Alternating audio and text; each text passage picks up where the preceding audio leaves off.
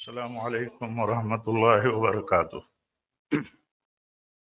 الحمد للہ رب العالمین، واشہد ان لا الہ الا اللہ وحدہ لا شریک لہ، واشہد ان محمدا عبدہ ورسولہ۔ یا ایہا الذین آمنوا اتقوا اللہ حق تقاتہ ولا تموتن الا وانتم مسلمون۔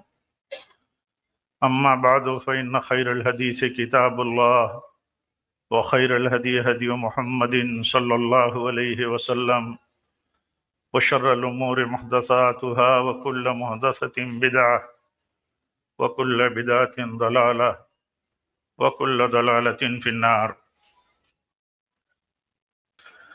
35ویں آل انڈیا اہل حدیث کانفرنس کے صدر محترم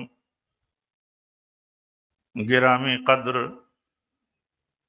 شیخ اصغر علی امام مہدی سلفی حفظہ اللہ، امیر مرکزی جمعیت اہل حدیث سندھ،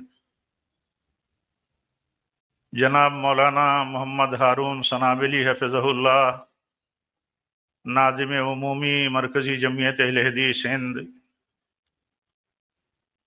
اور مرکزی جمعیت اہل حدیث سندھ کے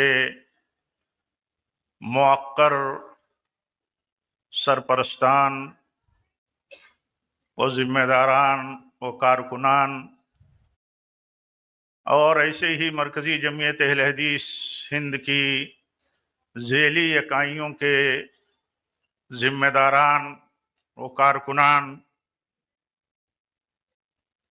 ہند و نیپال کے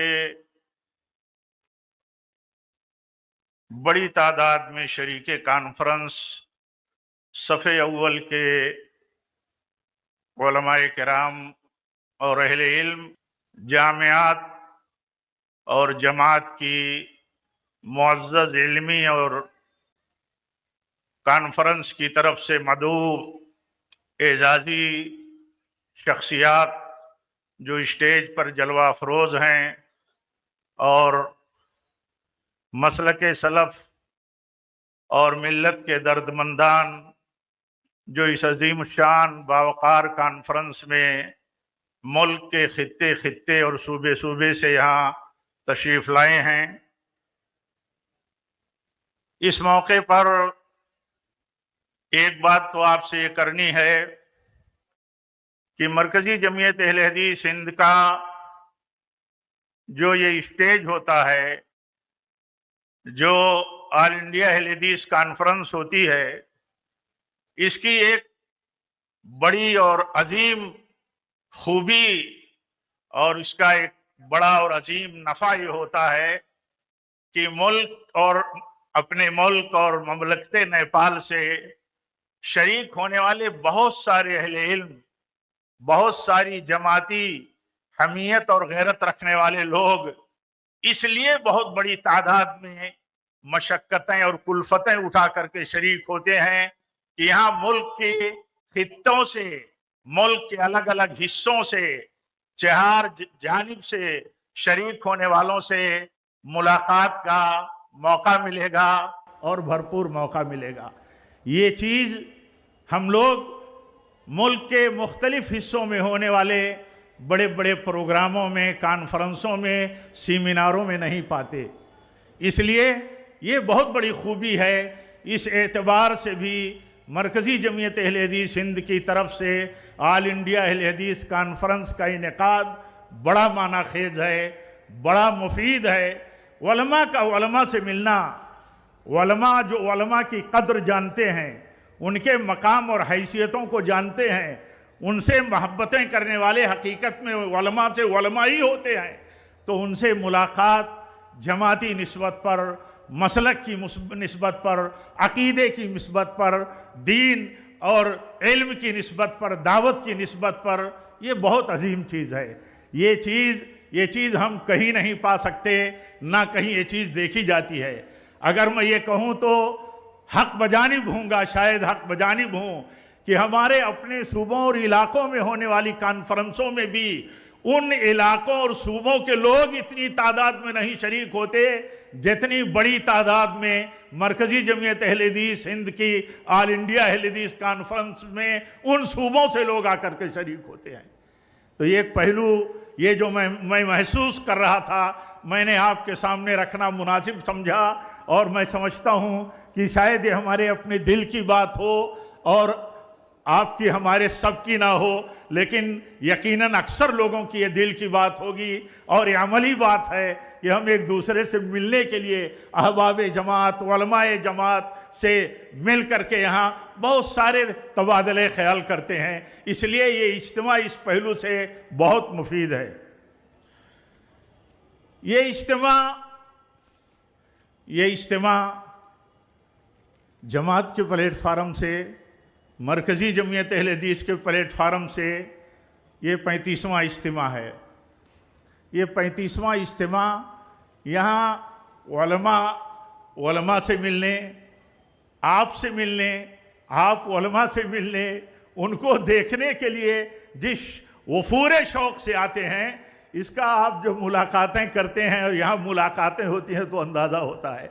आज सोशल मीडिया के दौर में लोग एक दूसरे को सुनते रहते हैं, देखते रहते हैं स्क्रीनों पर, लेकिन मिलते हैं तो ऐसा लगता है कि लोग एक दूसरे से बिलमुशाफा मिलना चाहते हैं। ये बहुत बड़ी चीज़ है हमारे आपके अहले इल्म, उलमा और अहले जमात और जमीयत और आपके बीच में, ये बहुत बड़ी बात है। इसीलिए इतनी बड़ी तादाद में लोग जो हकीकत में मोहब्बत रखने वाले हैं जमात से और जमीयत से, वो शरीक होते हैं। ये जमीयत से मोहब्बत की दलील है।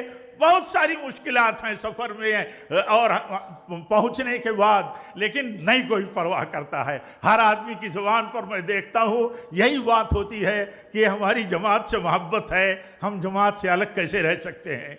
अल्लाह का फजल है, 5 साल के एक बड़े वक्फे के बाद फिर हम आज यहाँ जमा हुए और एक दूसरे से मुलाकात और एक दूसरे से तबादले ख्याल और ये मोहब्बतों का जो सिलसिला बना, इसकी बुनियाद पर मैं मुबारकबाद देता हूँ मरकज़ी जमीयत अहले हदीस हिंद के अमीर मोहतरम और उनकी टीम को कि उन्होंने काफ़ी कोशिशें करके, मेहनतें करके इतने अजीम कॉन्फ्रेंस का एहतमाम किया है। अल्लाह ताला इखलास दे हम सबको और हम सब की कोशिशों को मुफीद और बराबर करे।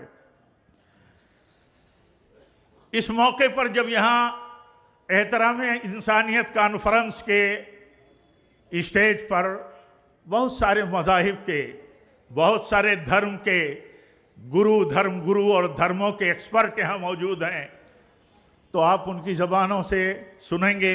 अभी आपने एक स्पीच सुनी, आगे भी आप सुनेंगे कि एहतराम इंसानियत मुख्तलिफ मज़ाहिब के यहाँ क्या कंसेप्ट है उसका, क्या मफहूम है उसका और क्या तकाज़े हैं उसके।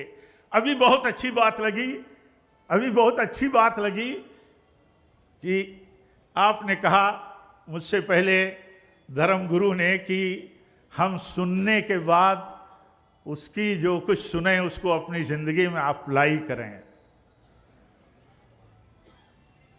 मैंने कहीं देखा इमाम इब्न तैमिया रहमतुल्लाह अलैह की एक बहुत अजीम बात, वो कहते हैं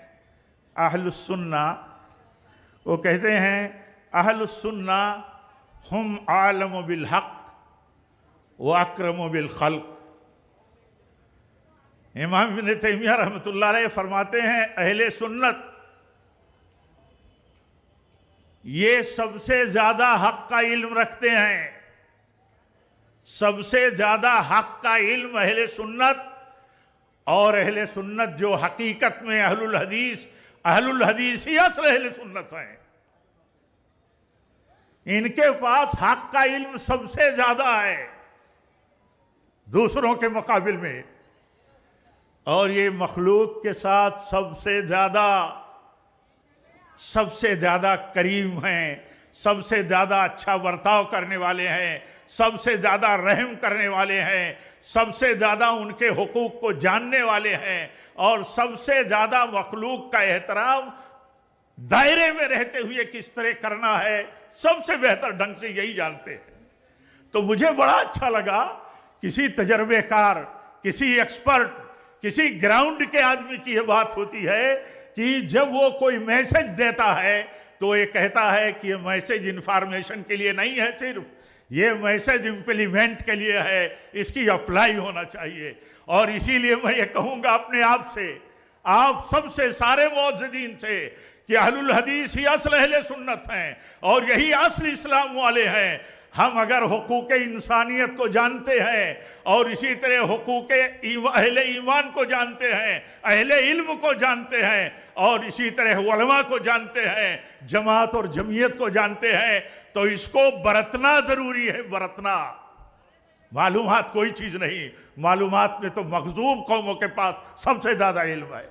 تو یہ اہم میسج ہے۔ اور 1 منٹ میں اپنی بات ختم کروں گا۔ ناظم اسٹیج آگے مجھے 10 منٹ کا وقت بارہ دیا تھا آپ نے، لیکن بہت تھا۔ میں تو درخواست کر رہا تھا اپنے ذمہ داروں سے کہ میرا وقت زیادہ مفید جن کو بولنا ہے انہیں دیا جاتا تو مجھے زیادہ خوشی ہوتی، لیکن کانفرنس میں شریک تھا اور حکم کا پابند ہوں تو مجھے حاضر ہونا پڑا۔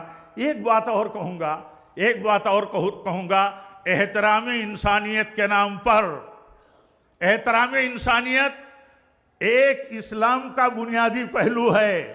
اس کے تصور کو واضح کرنا، اس کے دائرے کار کو واضح کرنا اہل علم کی بنیادی ذمہ داری ہے، بلکہ فریضہ ہے۔ احترام انسانیت اسلام کا ایک بنیادی پہلو ہے، اس کے دائرے کار کو واضح کرنا بہت ضروری ہے، بڑا نازک پہلو ہے۔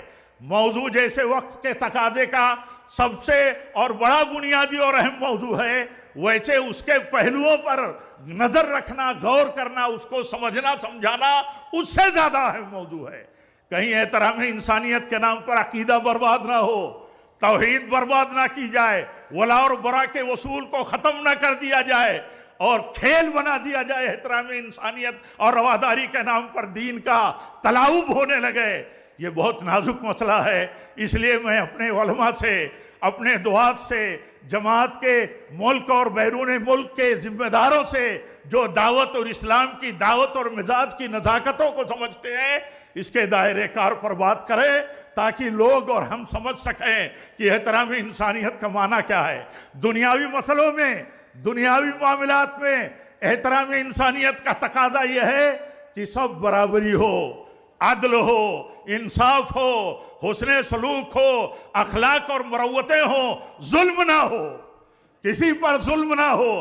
ہمارے نبی صلی اللہ علیہ وسلم نے بات کہی ہے، میں دوسرے دھرم کے گروؤں اور ایکسپرٹ سے کہوں گا کہ اللہ کے نبی نے فرمائی ہے یہ بات کہ ظالم کے خلاف کافر اور نان مسلم کی بد دعا قبول ہوگی اگر ظالم مسلمان بھی ہو۔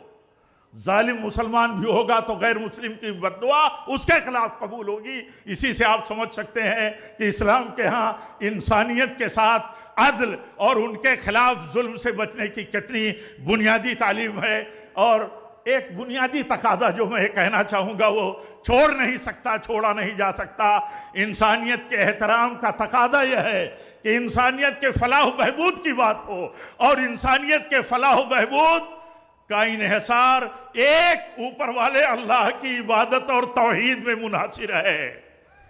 یا ایھا الناس قولوا لا الہ الا اللہ تفلحوا۔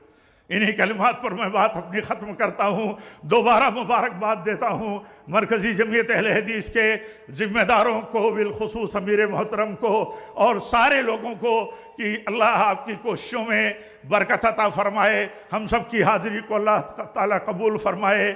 وآخر دعوانا ان الحمدللہ رب العالمین، والسلام علیکم ورحمۃ اللہ وبرکاتہ۔